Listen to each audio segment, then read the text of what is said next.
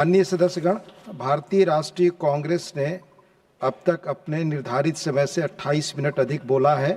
माननीय चेयरमैन के आदेश से श्री इमरान प्रतापगढ़ी जी 3 मिनट विचार रखेंगे। माननीय इमरान प्रतापगढ़ी। धन्यवाद सभापति महोदय। हम करें बात दलीलों से तो रद्द होती है, उनके होठों की खामोशी भी सनद होती है।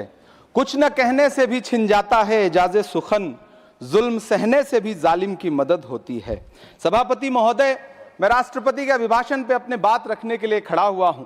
उस दिन देश की संसद के गलियारों में सरकार की तारीफ करती हुई महामहिम की आवाज गूंज रही थी, तो उधर मेरे कानों में हसदेव के जंगलों में आदिवासियों को जिंदगी देने वाले पेड़ों पर चलती हुई कुल्हाड़ी की आवाज गूंज रही थी। सभापति महोदय, इस तरफ महामहिम के भाषण पर प्रधानमंत्री जी संसद की मेज थपथपा रहे थे और उधर उत्तराखंड की अभागी बिटिया अंकिता भंडारी के इंसाफ की आवाजें मध्यम पड़ती जा रही थीं, जो आज भी पूछ रही हैं कि आखिर वो वीआईपी कौन था जिसके लिए अंकिता भंडारी को मार दिया गया।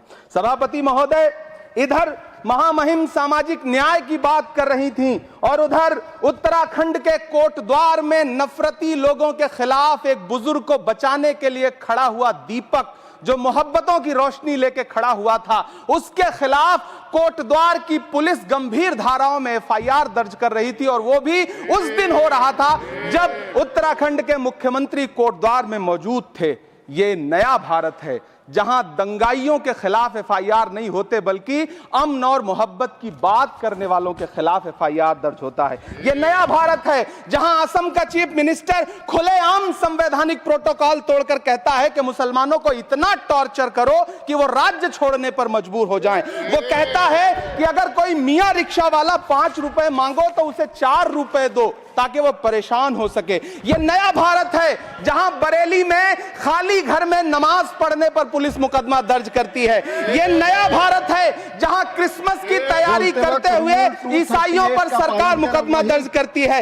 यह नया भारत है जहां जम्मू कश्मीर में नीट का एग्जाम क्वालिफाई करने वाले 50 बच्चों में अगर 42 मुसलमान होते हैं तो फिर मेडिकल कॉलेज की मान्यता ही रद्द होती है और जश्न मनाया जाता है। महामहिम राष्ट्रपति का भाषण में सुन रहा था। सर, यह नया भारत है जहां मध्य प्रदेश के बैतूल में बच्चों के स्कूल बनवा रहे मोहम्मद नईम का घर स्कूल इसलिए तुड़वा दिया जाता है क्योंकि वो स्कूल बनवा रहे थे। ये नया भारत है जहां कोर्ट का स्टे होने के बावजूद बनारस की दाल मंडी में सैकड़ों दुकानें तोड़ी जा रही हैं क्योंकि रास्ता चौड़ा करना है। सभापति महोदय, मैं आपसे कहना चाहता हूं कि जो पीढ़ी अपने बुजुर्गों को गाली देती है उसके साथ प्रकृति इंसाफ करती है। आप इंदिरा जी और नेहरू को गाली देते हैं, नेहरू को छोटा नहीं कर पाएंगे। नेहरू का साथ आइंस्टीन, नेहरू का नाम आइंस्टीन के साथ लिया जाता था और आपका नाम एप्स्टीन के साथ लिया जाता है।